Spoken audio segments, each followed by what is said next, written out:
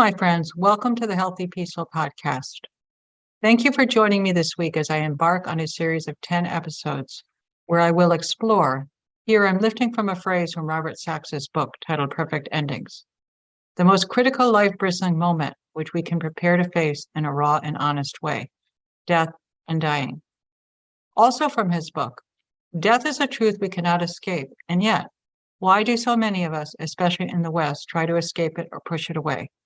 Sachs says, the glib statement that death is a part of life sounds too philosophical and smug, especially to those who have witnessed dying and death in an intimate way.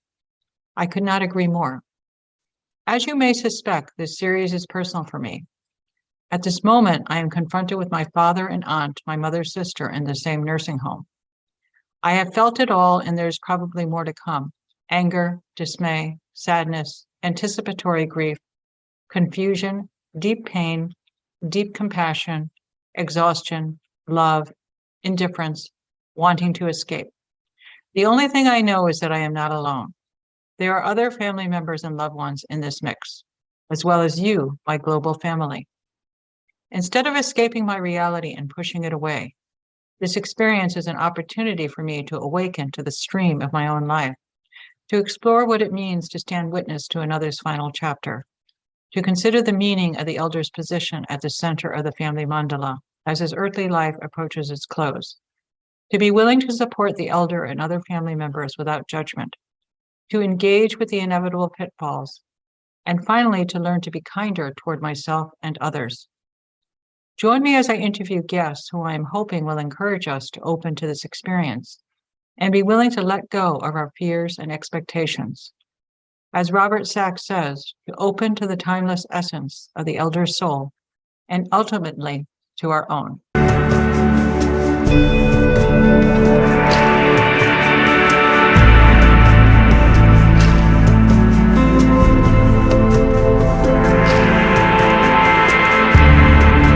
Welcome today, Dr. Duffy. Thanks, Noreen. Thanks for inviting me. Awesome. Yeah, so I just want to start out by,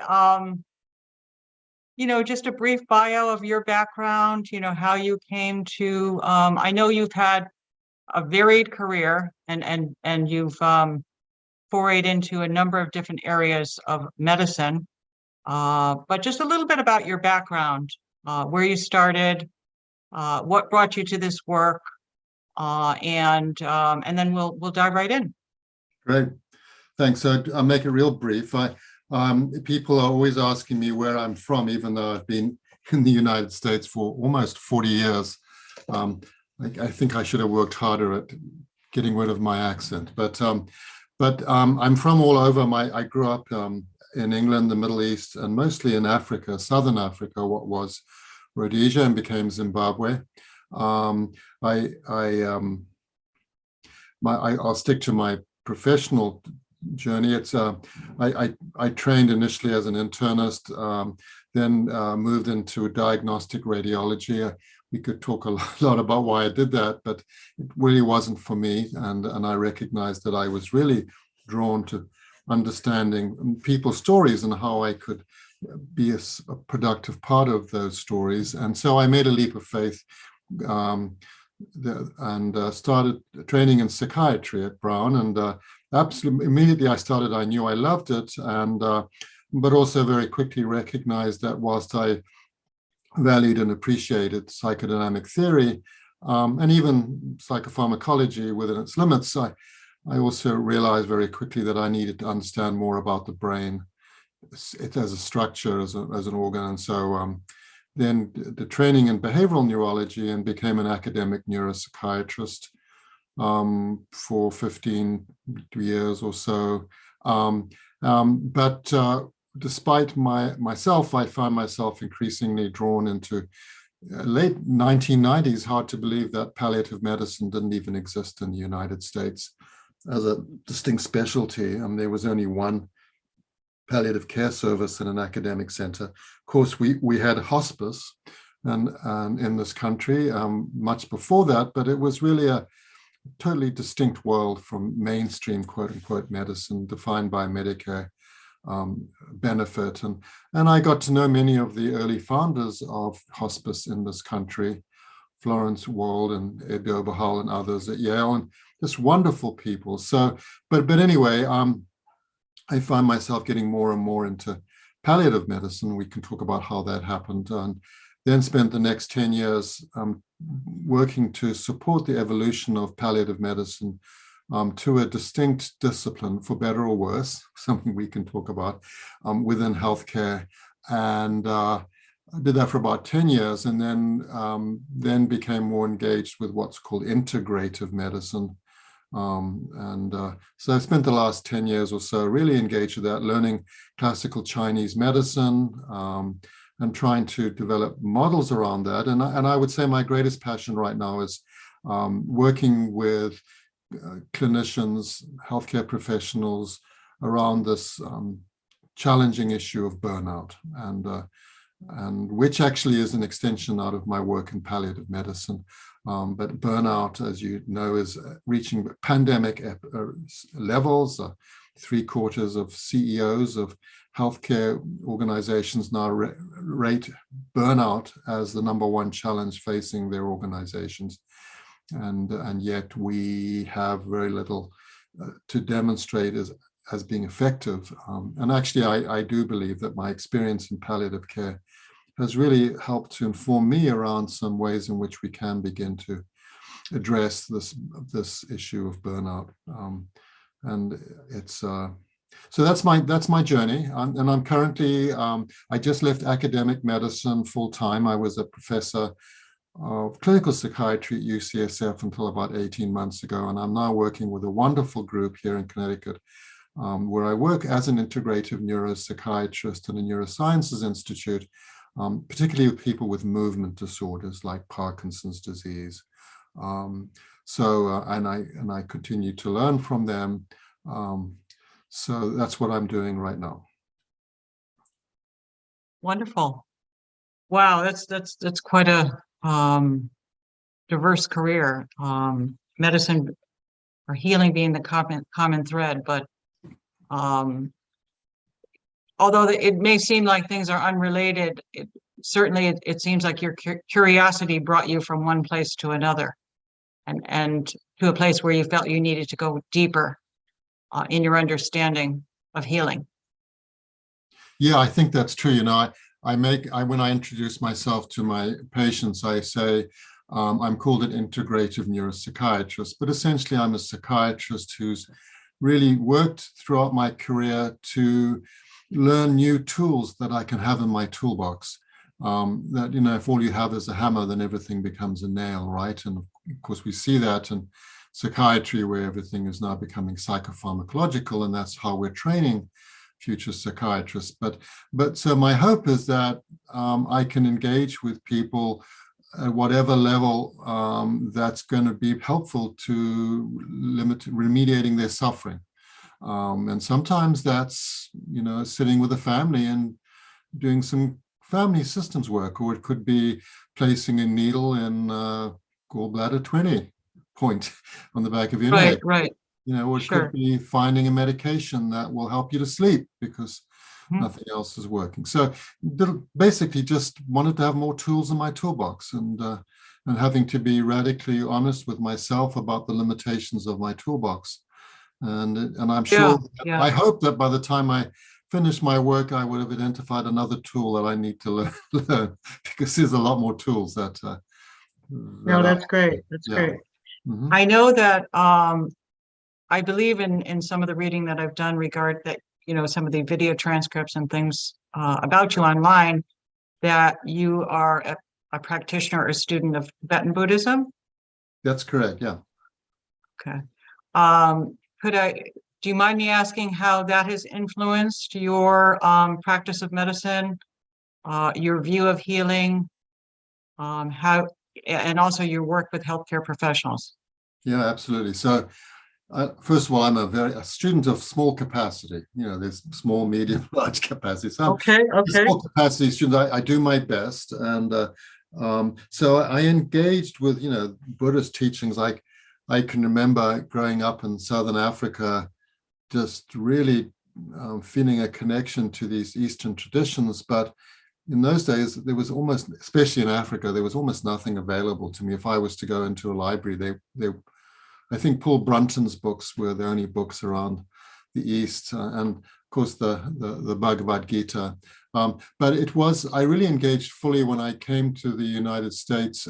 I remember my first formal engagement was at Brown, where there actually was a Zen group. There's the Providence Zen Center, which is quite well known. And we sat in the circle, and our teacher was actually a professor of quantum physics at Brown. And I thought, well, this is going to be great. We're going to have some great conversations.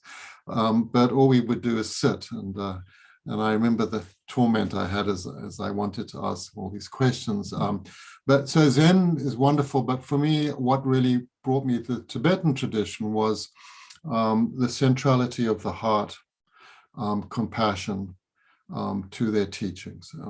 It is a radically engaged Buddhism, right? And so what I found surprising early on actually was that probably the most dominant influence on end-of-life care in the United States has come through Tibetan Buddhism. That started with Sogyal Rinpoche's famous book called Tibetan Book of Living and Dying, which was a play on the Tibetan book of the Bardo. Yeah, that's a wonderful book. I've read that book. Yeah, and so actually that came out, and it was very quickly seized upon by the hospice community, and by the beginnings of palliative medicine, although it wasn't really formally talked about. I was fortunate enough to be invited to work with a wonderful teacher called Christine Longacre. Christine wrote the book called Facing Death and Finding Hope, Facing Death and Finding Hope. And this was a book that Christine was a member of the Rigpa Sangha, Tibetan Buddhist Sangha, and had journeyed with her own young husband through his dying, very young, and she was a hospice nurse. And she wrote this book about her experiences, but most of all, a book about practical kind of advice and insights about being a caregiver with somebody who has a terminal illness. And so she developed something called the Spiritual Caregiving program. It's still going, spcare.org, I think. And Kirsten DeLeo just wrote a wonderful book on caregiving. Kirsten DeLeo, I think it's DeLeo. So I became part of that teaching faculty, and we basically provide a kind of a graduate level training in contemplative end-of-life care, Mm-hmm. And at wonderful places like, Shambhala up in Colorado and the mountains. So I did that for a number of years. And what I've witnessed over time, with this intersection between the Tibetan Buddhist, I would say, worldview and palliative medicine has strengthened, although not always formally. So maybe I'll share a story with you. I think what really embedded me, I think, in the Tibetan Buddhist tradition was a talk that I heard from His Holiness the Dalai Lama that kind of changed my life, and not a very long talk. He was the keynote speaker at what was coined the world's first Congress on Tibetan medicine. It was in Washington, D.C. It was around 99, I think. So I was very excited to go to this, and His Holiness was giving the keynote, and because, obviously a lot of people wanted to go, they needed to actually have us all be bussed off to a larger auditorium in the city. Several thousand people attended, and we had to wait several hours before he was able to come on stage because of the Secret Service and all the stuff that goes with that. But the moment came, and there was great anticipation as he came on stage and brought his presence with him. And after a few moments of reflection, and I'm going to give you the whole talk right now. Wonderful. He said, they've asked me to give a keynote on Tibetan medicine. And he said, I'm afraid I know absolutely nothing about Tibetan medicine. And so therefore, I really don't feel like I'm in a position to giving you a talk about it. Okay. He said, however, there are two things I want to say. The first is that this is not the first Congress on Tibetan medicine. That was held more than 500 years ago. in Tibet at the instruction of the king. And they brought together all of the world's healing traditions, teachers, to have a conference on how these could be distilled into a medicine that would be of most benefit to people. And he said, the other thing I want to say is that the most important thing about being a healer, to being a physician, is to have a good heart. And he said to have a good heart. Most important thing is to have a good heart. And Beautiful, beautiful. he Yeah. said, and that's my talk. And he was serious. That was his talk. And he said, but I'll take some questions. At that point, a lady threw herself on the stage she was wearing a white robe, I'm not sure, but she was whisked off by the Secret Service. And another person in the audience began to shout out questions related to quantum physics and would not take no for an answer until she was essentially drowned out by the audience. Ironically, I find myself sitting next to that person at a silent retreat just a month later. Well, that was an exercise in working with your own irritations, perhaps, or patience. Yeah, everything is a teaching, right? So, but anyway, what I realized, I was first very annoyed, actually. I'd gone all that way and sat for hours, and what I got was, a 1-minute talk. But actually, when I went back to my hotel room, I realized that he had challenged me with a question that I hadn't been asked before as a healer, which is, do I have a good heart? Oh, yes, yes. Yeah. And so that was an uncomfortable question. At that point in my life, I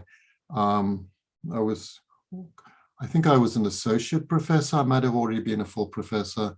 I'd had academic credibility, best doctors in America list and all that nonsense, right? Papers. But I actually, the more I sat with that question, the more I realized that I probably didn't have a good heart. And I didn't even know what that meant, to have a good heart. And so that was really, accelerated my own professional work and how could I align it with this wisdom about what it means to have a good heart, right? And so at that time, I was the head of psychiatry at a very large inner city hospital. And what we did was we provided consultations in this 1,000-bed house, 800-bed hospital. We would consult essentially for patients who either were uncomfortable themselves or making the people around them uncomfortable. And it was really very interesting, right? That's a great one. Yeah, so it could have been somebody who had expressed suicidal thoughts when they came in for their surgery, or somebody who got agitated, or somebody who was simply difficult, challenging, right? Yeah. And so it was actually a wonderful way to actually get inside the underbelly of healthcare and really understand what goes on. But one of the things that as I thought about having a good heart, I began to recognize was that I had become blinded to the suffering of the people that I had come to serve. Now, and I have a whole story about that and how I been challenged with that earlier in my life, but once I actually began to be open to the experience of my patients, first of all, my patients, I began to recognize their suffering, right? And of course, it seems like a long time ago. It was only 20-something years ago, right? There was no palliative care in medicine, and essentially my service were the ones who were supposed to deal with suffering, at least uncomfortable situations. And yet we didn't really have much of a skill set other than our medications, which were often very helpful. I mean, I'm not against appropriate use of medications. But so that brought me into this dialogue more meaningfully with, the nature of suffering, and which of course is central to Buddhist teachings, right? The first noble truth, life is suffering, life involves suffering. And I also realized that, despite my years of education, and my giving an oath, right? The Hippocratic oath, relieve suffering always, right? I actually didn't have a definition for suffering. And when I went into the textbooks of medicine, Harrison's 2-volume textbook, close to 2,000 pages, or Bailey's textbook of surgery, the word suffering does not appear in the index. And so we gave an oath to a topic that we actually we had no knowledge of. And so that's where I got into really understanding this, and the Tibetan tradition helped me with that. And that's when I found myself moving into this field of palliative medicine, which was really a professional, was a professional suicide mission in many ways. There was no way of being reimbursed for end-of-life care. Hospice was being delivered by wonderful non-profit agencies, motivated by their compassionate spirit. But within mainstream of healthcare, we were blind to that. And so when there was no longer any scientific miracle, we would ship them off to some strange place called hospice, right, where they would be cared for, we hoped. So my relationship, I mean, I have the deepest gratitude for the Tibetan people, and how they've kept these teachings alive. Their teachings, their diaspora is, unfortunately, they've not been allowed to find comfort as refugees outside their own country because of politics, right? But their primary diaspora is their spiritual practice, right? Their spiritual tradition. It's a diaspora that's really moved into virtually all aspects of the globe, right? And we now even CEOs. I'm trained as an executive coach, a leadership coach, using contemplative practices to support the personal development of leaders as transformative agents. This is now mainstream. This has really become mainstream. So the Tibetan diaspora has been their spiritual tradition, and I hope that one day we will be able to find a way to provide support for them as human beings. So moving forward, I think, so that's how I got into palliative medicine. It was a professional suicide mission. There was no reimbursement. There was no department of palliative medicine, no division of palliative medicine. I remember I managed to put together a volunteer palliative medicine team, volunteer, in a large hospital, and the administration refused to allow it to happen, because the concept of having volunteers working with people that couldn't be cured was something that was just too mind-boggling, right? It was like, whoa. So it does not compute. So that led me down to, I moved to Houston, Texas. And I said, God has a sense of humor. He said, okay, you want lots of resources. And they said, you want to talk about end-of-life care and palliative medicine? You can do it in the most surgically oriented hospital in the world, Michael DeBakey's hospital. We had 180 ICU beds in the Methodist hospital, probably still do. He said, you want to talk about doing palliative medicine? You can try and do it there. And he said, you want to talk about spirituality and health? He says, here's an opportunity. You can be the president of the Institute for Religion and Health at the Texas Medical Center, which had been there for 50 years and done wonderful, wonderful work, but had kind of run out of ideas. Each generation had an impact in its own way, but the question was, what was the role of an institute for spiritual religion and medicine in the 21st century? So God said, you want to try it out? Here's the place, Houston, Texas. So that's where I went, and wonderful time. Got the program going, palliative medicine, and revived the institute, changed its name with the support of the board to Spirituality and Medicine. And and there's a whole story about why I left, but that's not important. I also did a lot of work at MD Anderson Cancer Center, where I had the privilege to really journey with people through their dying, right? And the cancer is a remarkable disease because it's almost, unlike most diseases, the trajectory is so much more predictable for most people. So I really had the privilege of working with them and bearing witness to that, and got made wonderful friends, and but got more and more interested in another tool in my toolbox, which is how can I help things like constipation and nausea, fatigue, right, insomnia. And you know what, we could have all these amazing chemotherapy agents and bone marrow transplants, but we're not very good at treating constipation.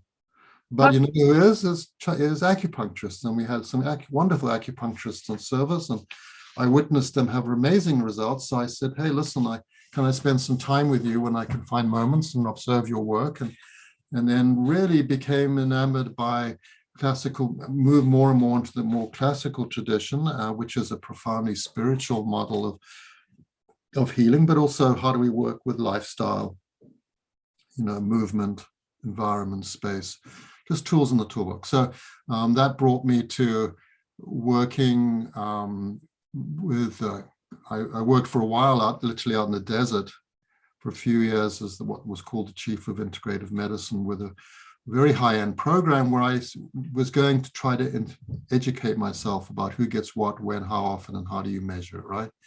Because I had 24 different treatment modalities available to me and people with lots of resources. And was this in Texas as well? This was in Arizona. This was just outside Tucson, wonderful Tucson. And really went there very consciously, kind of get another education. And so I had all these resources, and the question is, how do I make sense of it? And it was a very interesting time, and then decided to take that information and work with Kaiser Permanente in the Bay Area and clinical faculty at UCSF to see if we could begin to create some models of integrative medicine, because it shouldn't just be about wealthy people. Integrative medicine doesn't have to be expensive at all. It can actually be very cheap, So, but unfortunately, that the viscosity of the culture is such, and that's a whole other conversation, right? How do you actually support change within organizations who have metrics that aren't necessarily aligned with reduction of human suffering, right? I often say if we were to make suffering the outcome measure of our healthcare system, we would change the world. Think about it, right? I mean, and I actually did a study once that we published looking at the determinants of suffering in people with terminal illness, and what we discovered was their suffering didn't correlate with how sick they were, and it didn't correlate with negatively or positively with whether they were spiritual or religious. It correlated with the quality of their social support. Yeah. Yes. Well, in alleviating suffering in the medical system, and as you've indicated, it could be pivotal. The approach to relieving suffering and many other aspects on the globe. So yeah, and this is what, of course, Buddhism, right? It's the first noble truth, right? And so causes us, suffering is part of life, and suffering comes from ignorance and attachment, right? And so that brings me to kind of my work focus right now. Part of my clinical work is this issue of clinician wellness, and the most remarkable, happiest, flourishing clinicians I have ever encountered were many years ago in the hospice movement.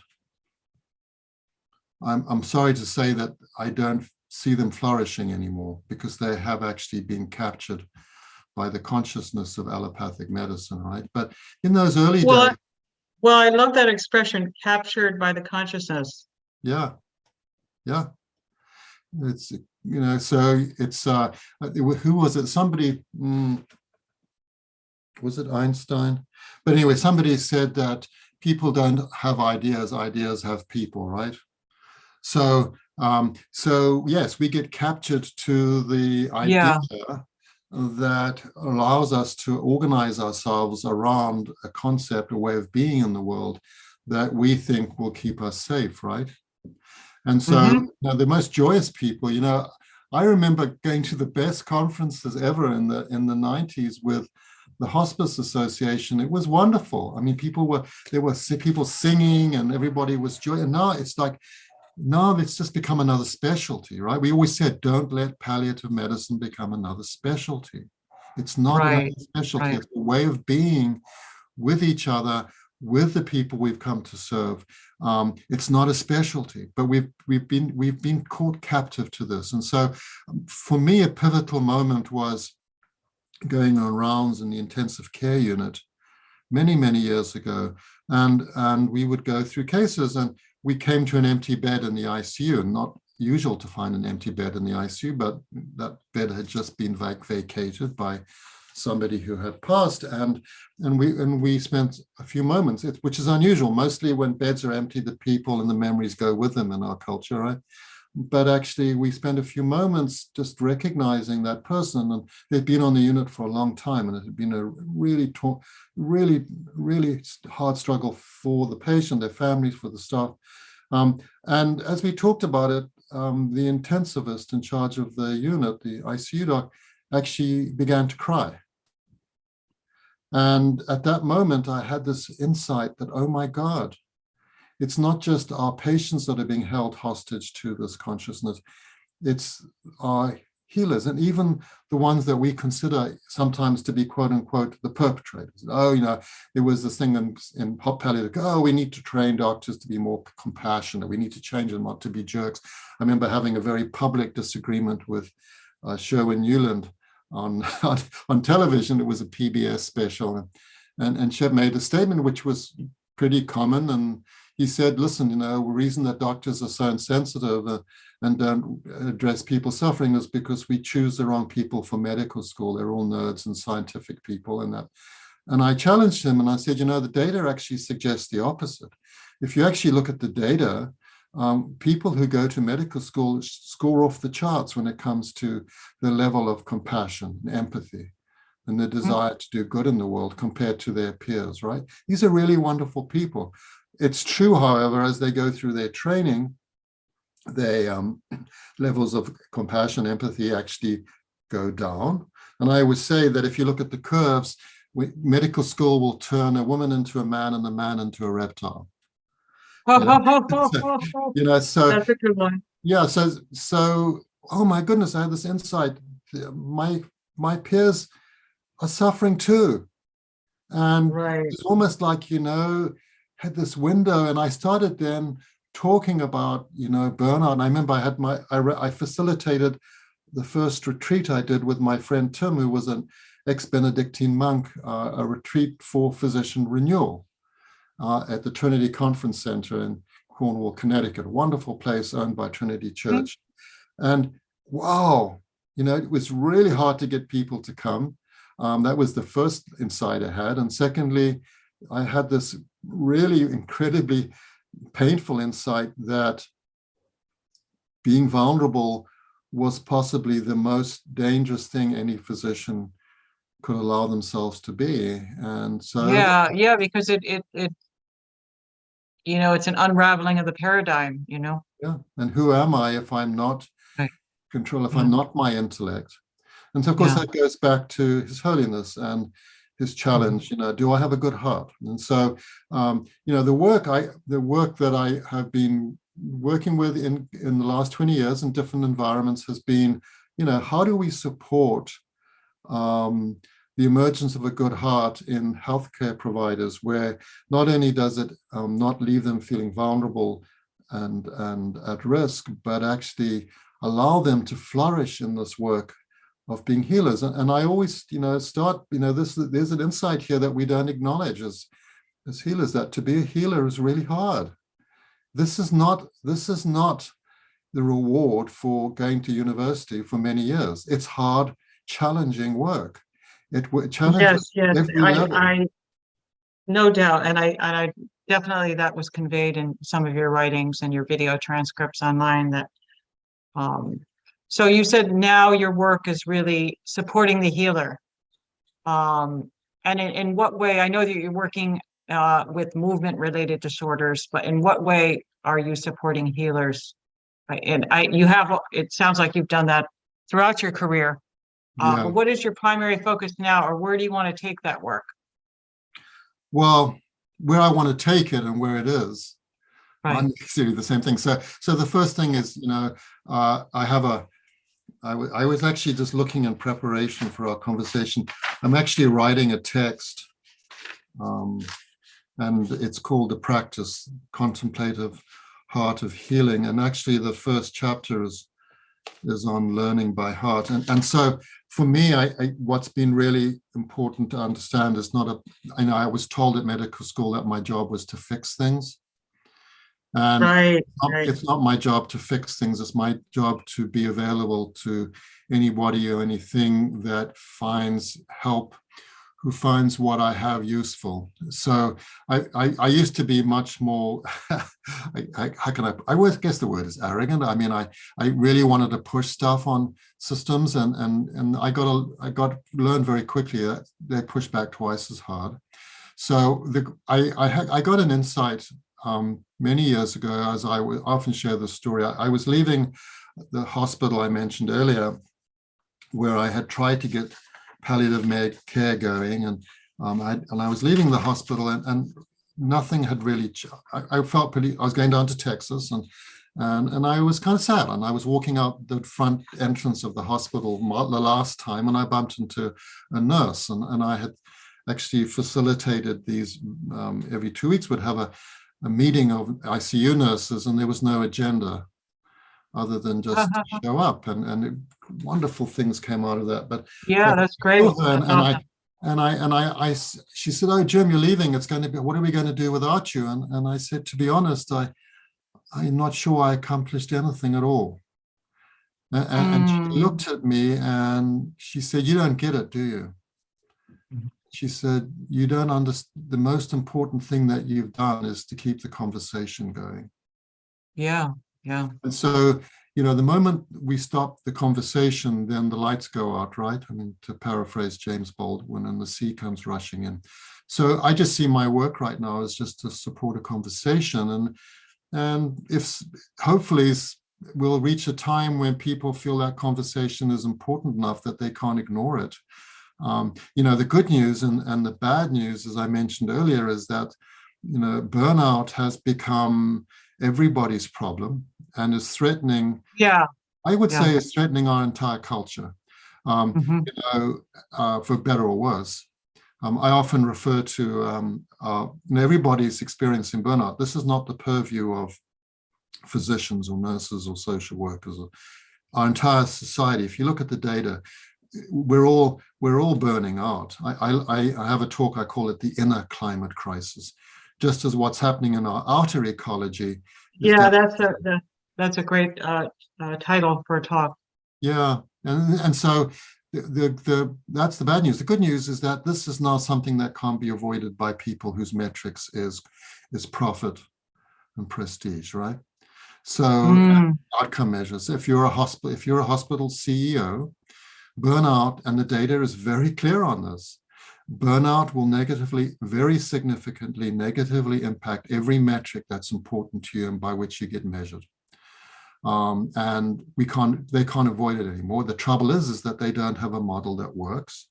And there are a lot of really well-meaning, very smart people, including the National Academy of Medicine and folks at places like Stanford, who are implementing things, and they aren't working because they're using the same consciousness to solve the problem that created it, right? So they're thinking that by changing systems, changing workflows, by having a scribe that walks behind me taking notes so I don't have to engage with my electronic medical record as much, is going to solve the problem. Not having to work such long shifts. It's true that people can die of exhaustion, but what the data is showing is that these measures at best are making very marginal positive impacts. In fact, what we're seeing is that the young people coming into the healing professions are the ones that are experiencing the most and the fastest burnout trajectory, right? Right, that's a really great point. And you're right. Burnout is not limited to healthcare professionals or the healing professions. Right. No doubt. But our job, I just want to make a comment on that. Our job Sure. as healers, throughout time, has been to identify the shadow of our community, okay, and support our community in finding ways through that will support their flourishing of both themselves and the environment. So if I'm a shaman in the Amazon and the children are becoming sick with diarrhea, my role is to converse with some transcendent wisdom that helps me to understand that we are disrespecting nature by defecating in the river or disposing of things upstream that is poisoning the river and poisoning our children, and that the way to flourishing is to be more respectful to our environment, right? So gee, how do I get on that? It's very much the Vedic philosophy as well, the inner and the outer, and the inner environment is reflected in our outer environment and vice versa. Yeah. Yeah, I mean, I think burnout is a topic. I know you're integrating executive coaching with obviously these issues are coming up, but in terms of your work, your previous work, your years in the medical profession, if you were to think about burnout just in a general way, what were the top three things that, I mean, you've mentioned one, obviously, is to transcend. Mm-hmm. Is, and by transcending, there's some hope that you can shift your paradigm. Change the way you look at things, and the things you look at change. But if you were in general thinking about burnout, because this comes into play very much in a family caregiving situation as well, and you get this kind of advice like take care of yourself. Well, what does that mean? Take care of yourself. Flourishing is so yeah. What just some common things that you would advise people to start a practice of. So our conversation is supposed to be focused on death and dying and being a caregiver, right?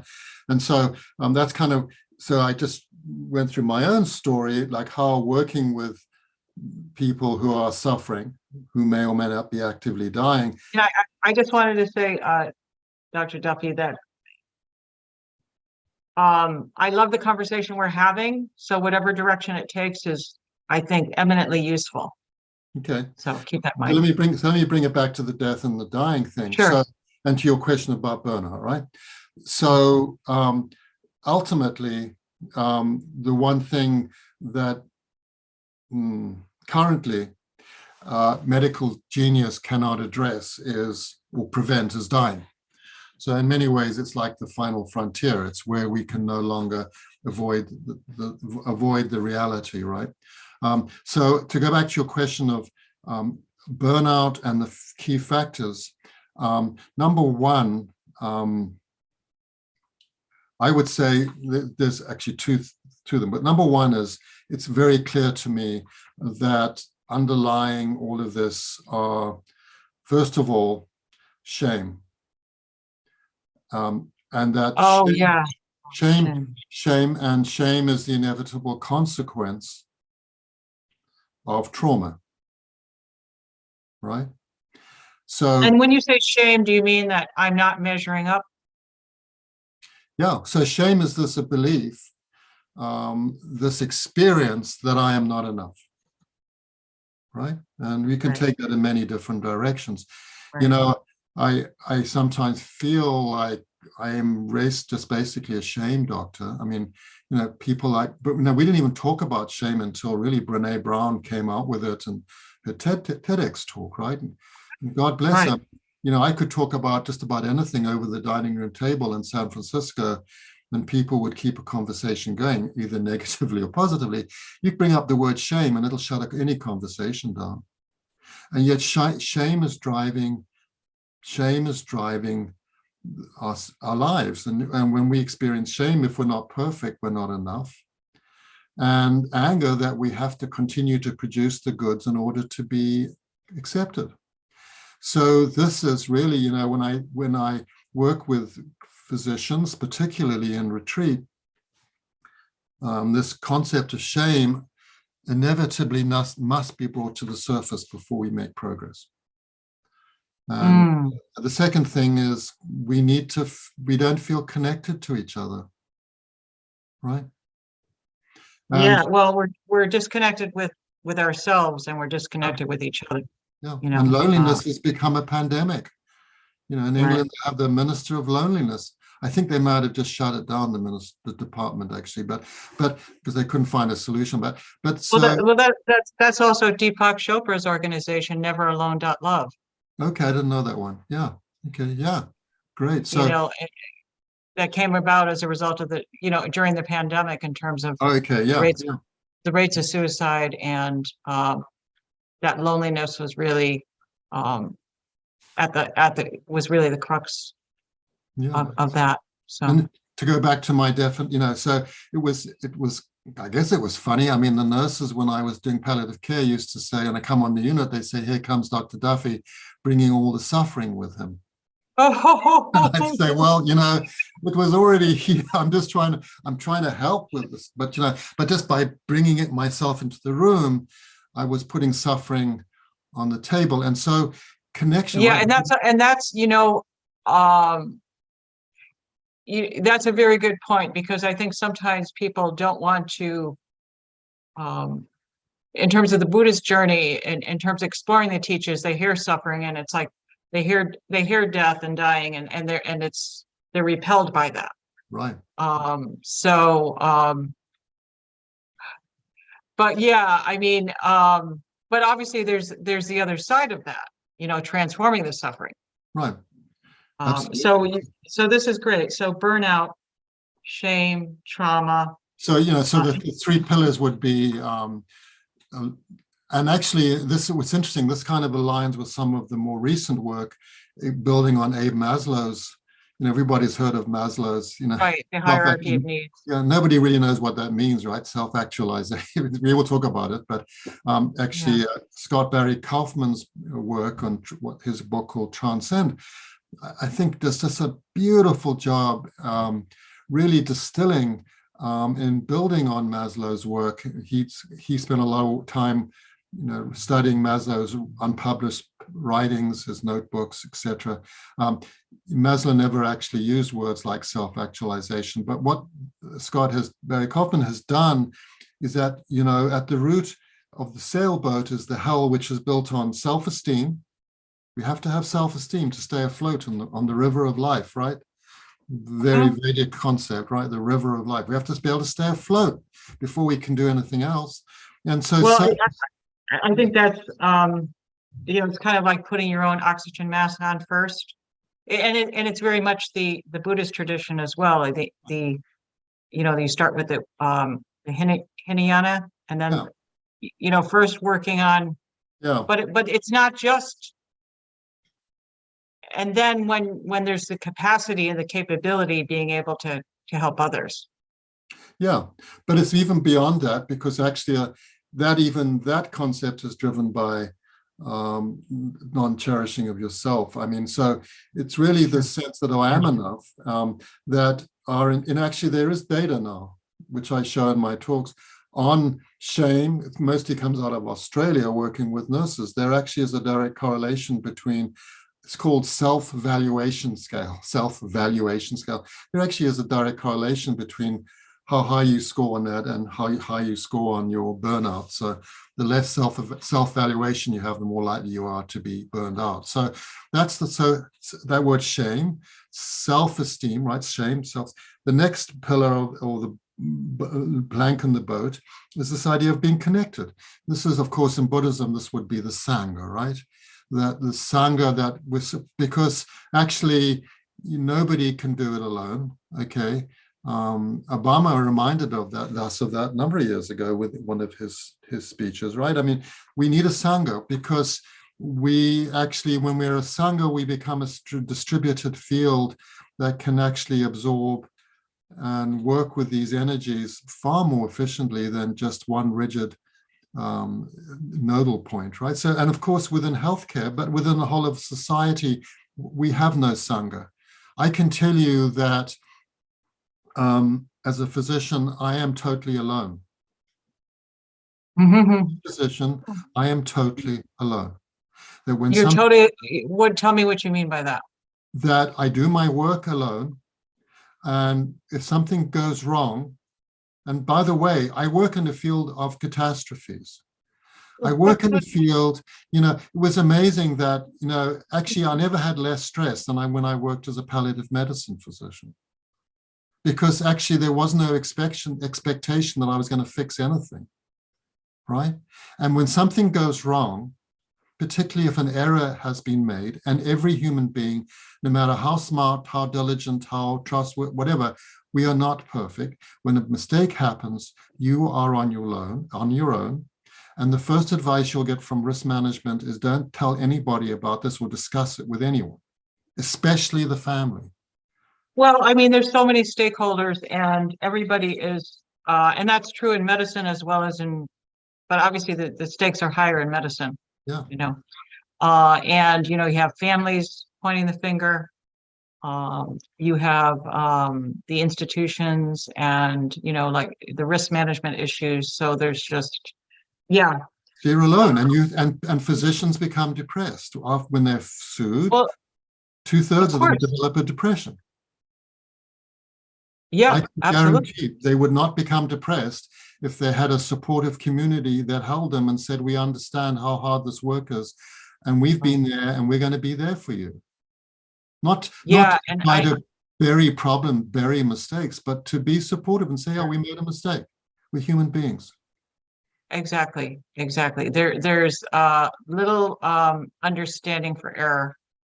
And one thing I did want to touch on, and I want to come back to this, but you talked about the healing profession as a sadhana, that this is a practice, right. And perhaps that's one way to restore the heart of the healer and to combat burnout.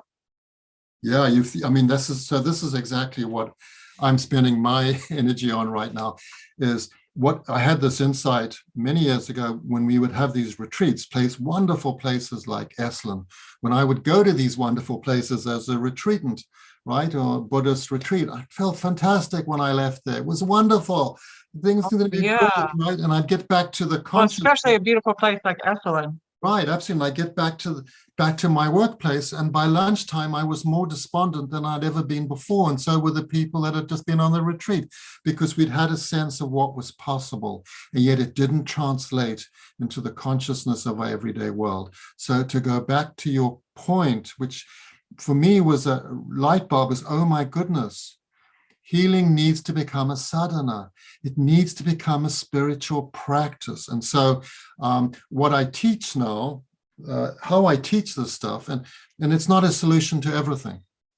I think it was Peter Drucker who said, a bad system will beat a good person every time, right? So we need to work within systems, but in order to love the work, you have to love the work, right? And so what I have noticed throughout my career is the more quote unquote successful you are as a physician, the fewer patients you see. It's very interesting. Sorry? Tell me, what does that mean? The more successful you are, the fewer patients you see?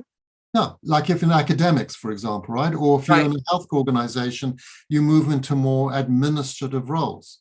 And of course, the ultimate become the chair of the department. I mean, I work with chairmen who haven't seen a patient literally in 10 years, and yet they give talks on how to work with the treatment-resistant depression, right? And yet they haven't seen anybody for 10 years, but they're success, right? So we have to make the work meaningful, and so this is what I call the yoga of medicine. Yoga of medicine. Yoga of medicine. So that sounds like the title of a book. Yeah, and it's like 7 sessions, and a lot of it captures what we've talked about. And by doing the work this way, the work becomes enlivening and not draining, right? Yeah, because it's and that relates to the stress and the burnout. Yeah, and I think we can use the yoga of medicine, the yoga of CEO, the yoga of law, the yoga. I mean, this is the sadhana, this is the contemplative application of our work, right? Contemplation, right. I love that word, contemplation. So, but rather than simply saying, oh, no, I mean, these are specific attitudes, skill sets that we develop. You have to work on these. My Buddhist tradition teaches me, you have to do the work. You have to sit on the cushion. Yeah, you have to say Nandra. You have to say you have to spend time sitting with impermanence, meditating on impermanence. That's the great teaching of death, right? Impermanence, right? Sitting with that. What does that really mean, right? So it's not just, kind of a scenic route. Well, but having said that, it needs to be instrumentalized, just as within your tradition and within my tradition. The sadhana is it's actually instrumentalized. It's actually, these are things that we do as a ritual. Okay, these are rituals. Yeah, the sadhana. I love the word instrumentalized, implemented. I mean, you have to have specific practices without, sounding too esoteric. And they have to be regular. So let me give you an example. Sure. So it's I have a 7-session version of this. I've taught it twice in the last 6 months. I'm about to teach it again, actually wonderfully, to my own group. The first You've taught it to physicians specifically?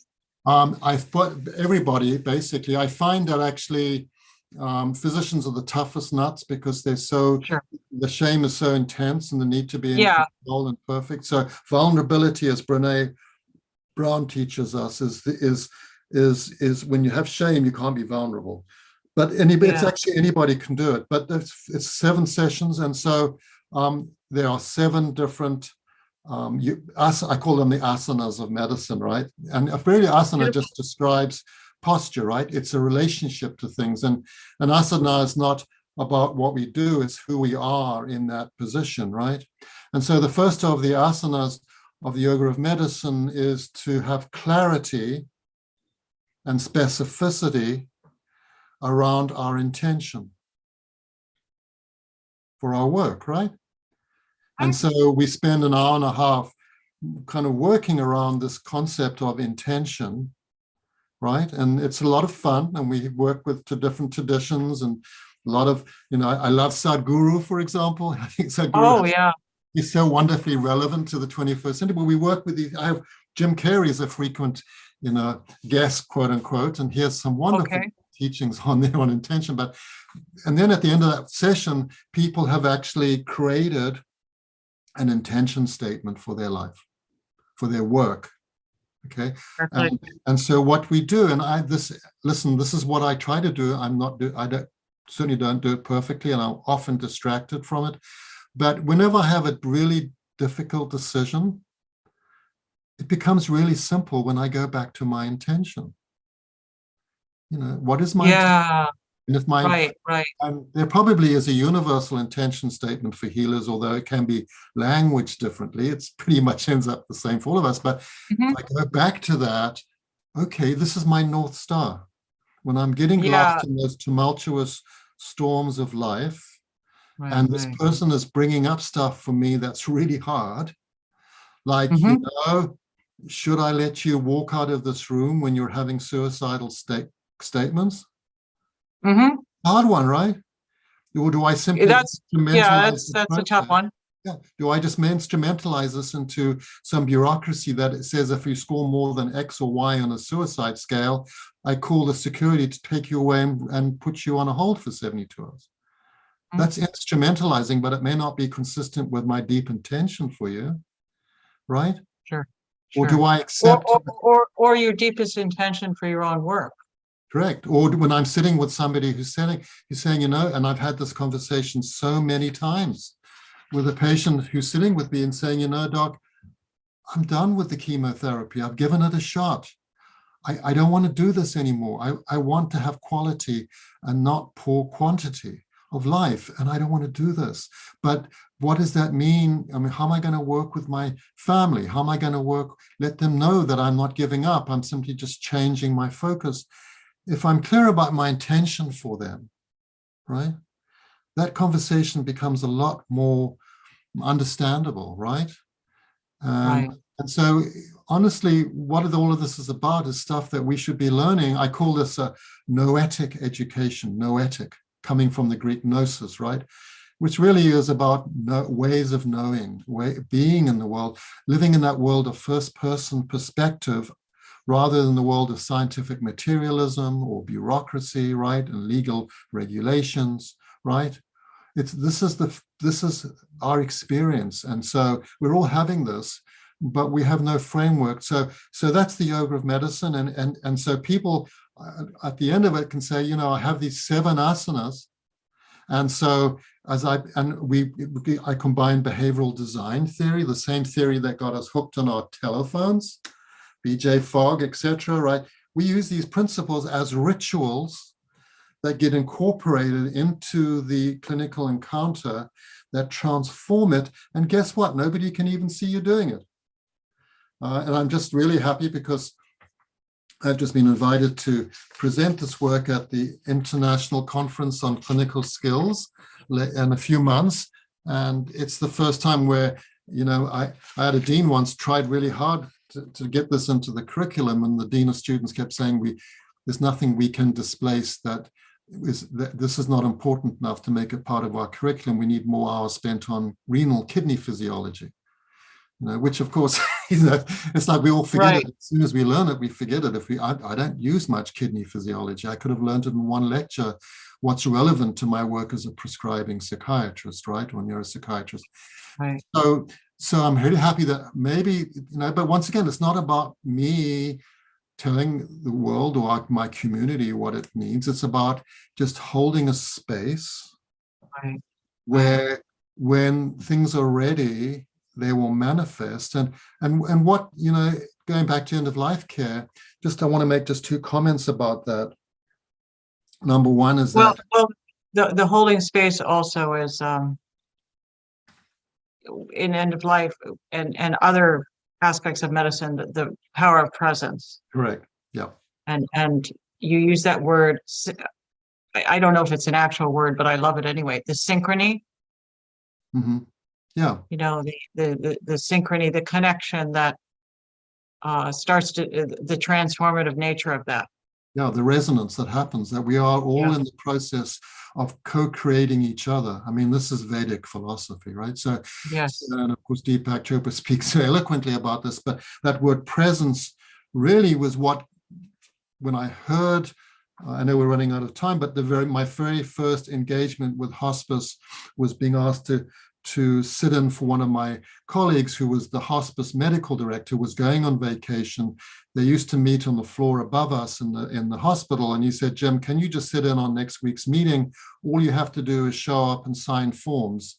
That's all you do as the medical director. I said, sure, I can do that. I went up there. I listened. The first case, the hospice nurse presented the case. The case was Mr. Jones is actively dying from his lung cancer. He is comfortable. He's not in distress. His family are comfortable. We were present. Yeah. Smile and move on to the next case. I said, hold on, excuse me, you said you were present. What do you mean you were present? And they just looked at me and smiled, which was the right response. So this idea of presence, right? Central, but it's also central to being part of a community that we need to actually begin to see each other again, right? And I have lots of stories about that. We have become invisible to each other. And yes, we see each other on television, right? But we're not actually seeing each other. And so until we can see each other, we really can't make progress. And I just want to go back to this is a really important lesson, I think, about end-of-life care and palliative medicine. The good news is that within the space of 15 years, palliative medicine went from something you couldn't even volunteer to do in hospitals to more than 90% of hospitals having palliative care services. That's the great, wonderful news. Things can change, and they can change really quickly. Right. Here's the tough news. Mm-hmm. Is that the field has been held captive to the very thing that we use to justify its growth, which is that we were able to demonstrate that by utilizing palliative care approaches, we could reduce hospital bed use, we could reduce ICU bed use, and we therefore could reduce expenditures, and the profit margin per diagnostic category would therefore increase.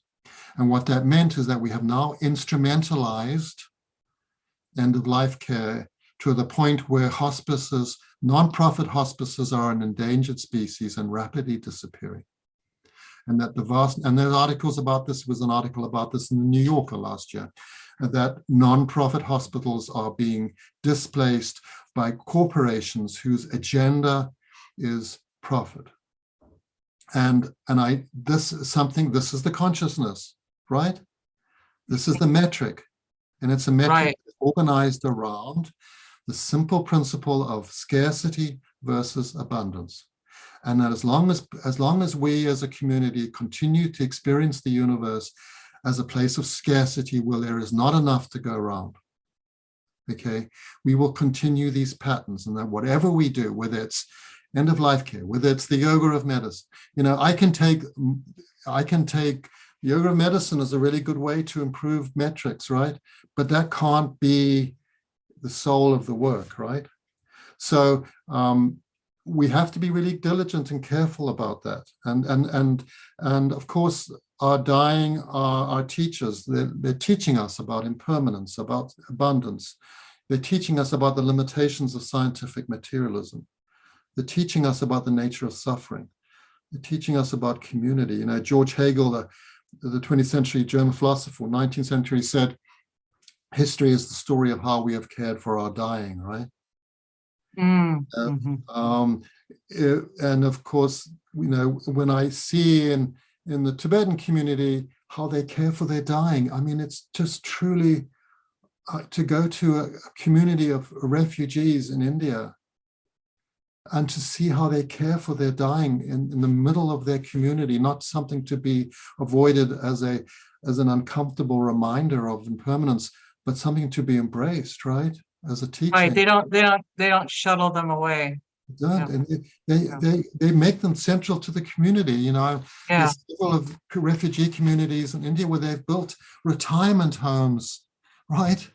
Retirement communities in the central of their land to support their elders, right? That elder people are not a nuisance; they're a source of wisdom. They're not not something that Tyson Yunkaporta, the Aboriginal philosopher who wrote a book called Sandlines, wonderful indigenous wisdom. He says that civilizations always seek ways to farm out the entropy or externalize entropy, right? To externalize things that reduce the efficiency and their capacity to reap abundance from whatever they have, whether it be in the abuse of other communities, whether it be in slavery, whether it be through war, right? And so we find these ways, and things that slow us down, things that reduce profit margins, make us uncomfortable, right? We find ways of trying to, we'll ship that off. Old people. I love that. I love that phrase, to farm out entropy. That's just so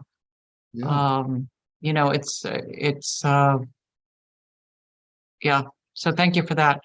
Well, I know we're running to time here. We're over time, so I want to be respectful of your time, Dr. Duffy. But what I would like to perhaps end with is, you've indicated that in some ways part of your journey has been, you became interested in storytelling.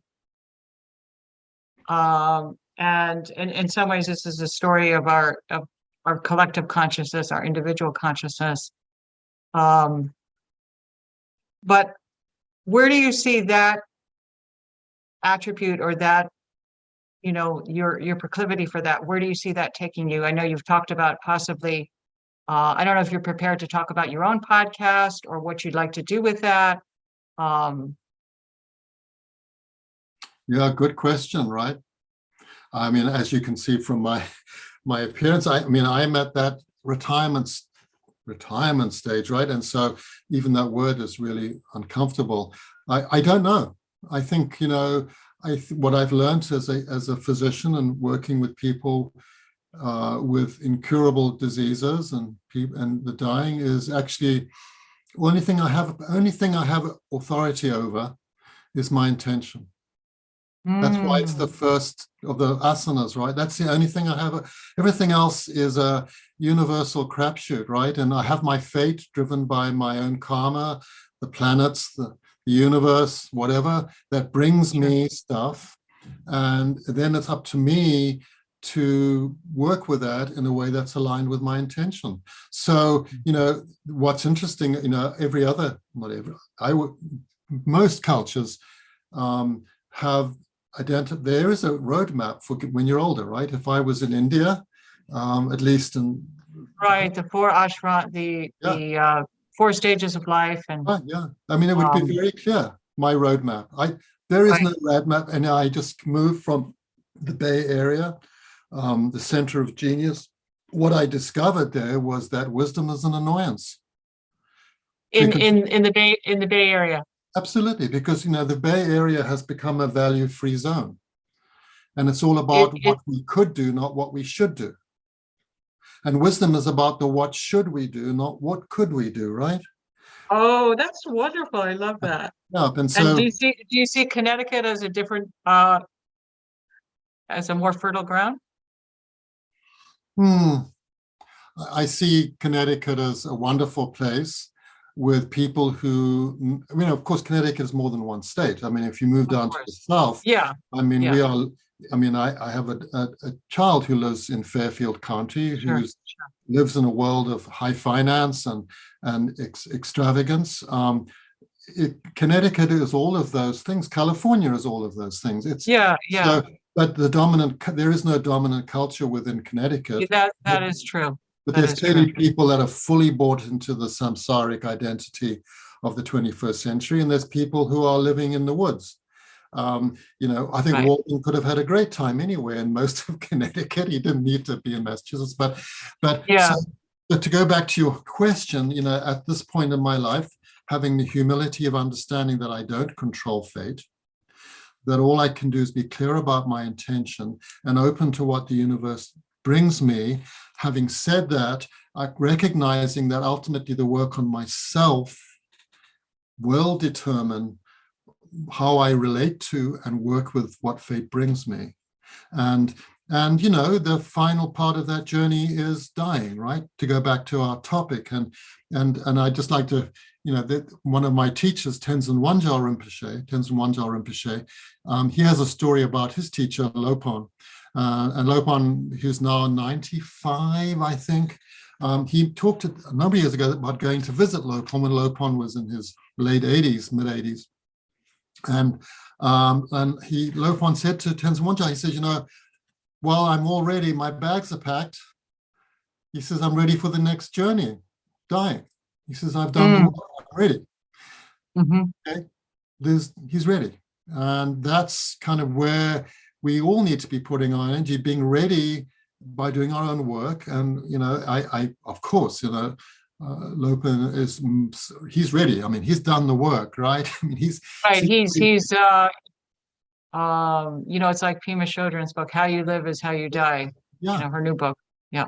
And in some way, it's in a kind of weird, right? They've kind of instrumentalized the stages of dissolution, but they've not so much they've given you have choices about how you want to work with them, but they've actually described there's Tibetan, what you might call intranauts, right? They've been explorers of the internal world and the process. They've actually described the journey for us. And they've also described for us how at each point of that journey, we can get hooked back into that same process, right? Sure. Yeah, that's the work, right? I mean, that is the work. And they say, just along those lines, they say that the very evolved yogis that it's the same kind of thing. My bags are packed, I'm ready to go. Yeah. And the other profound insight, of course, is that every second, between every out breath and in breath, there is the bardo, right? Right.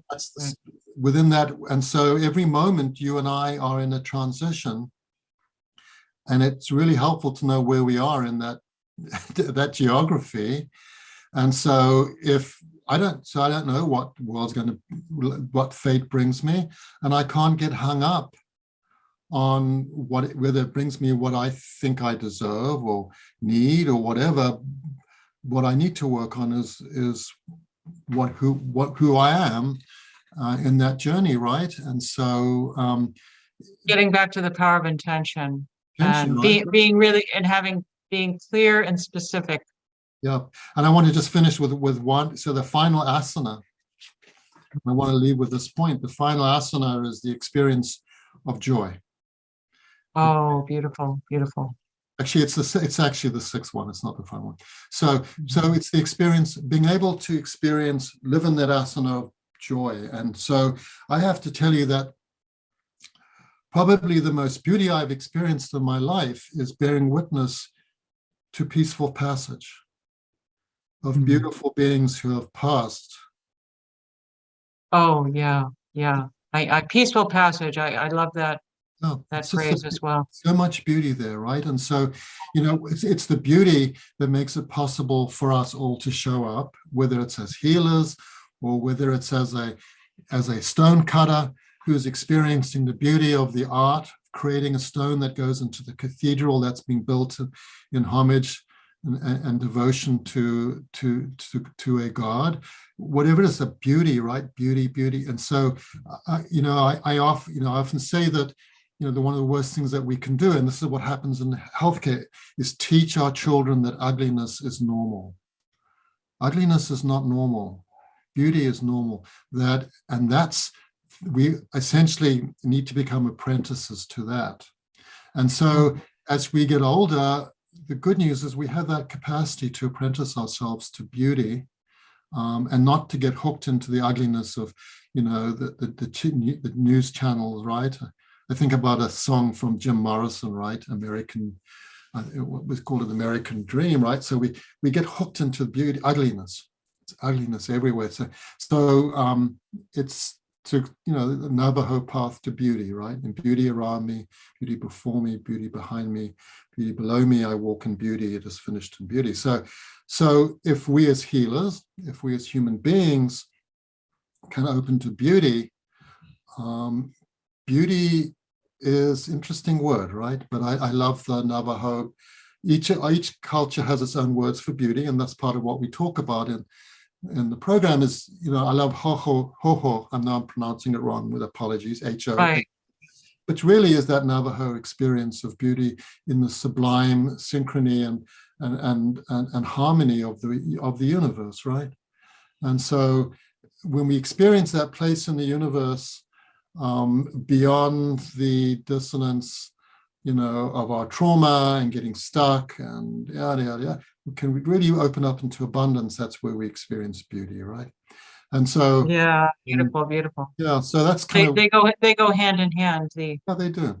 The capacity to experience beauty, appreciate beauty, and that evokes the feeling of abundance. Yeah, we become abundant. Yeah. So. It's very Vedic, I guess. But it's so it's a journey. We're all on the journey, and we've come under this delusion that somehow we have a control over it. The only thing we have control over is how we relate to what fate has washed us up on, what shore this is, which is partly our own doing and our lineage and whatever, right? And some mysterious plan. But you know better than I do about, this types of consciousness and, identity consciousness and chitta and the sense thieves that we experience as consciousness and the manas of kind of memory routine. These are all different forms of attachment. It is a practice to start the process of unraveling all of that. Yeah. So it's a practice. Wonderful. Yeah, no doubt. Right. Well, if viewers and listeners, if anyone wants to reach out to you, is there a good way to be in touch, or would you like me? I can include contact information if you'd like on the. Yeah, why don't you do that? I'm not obviously available to be doing therapy online and stuff. Yeah, of course. Yeah. And it's hard, often a very difficult line to know where you're working with that. But if people have specific questions, about burnout, about strategies for that. Sure. Yeah. All right. Awesome. Well, thank you so much.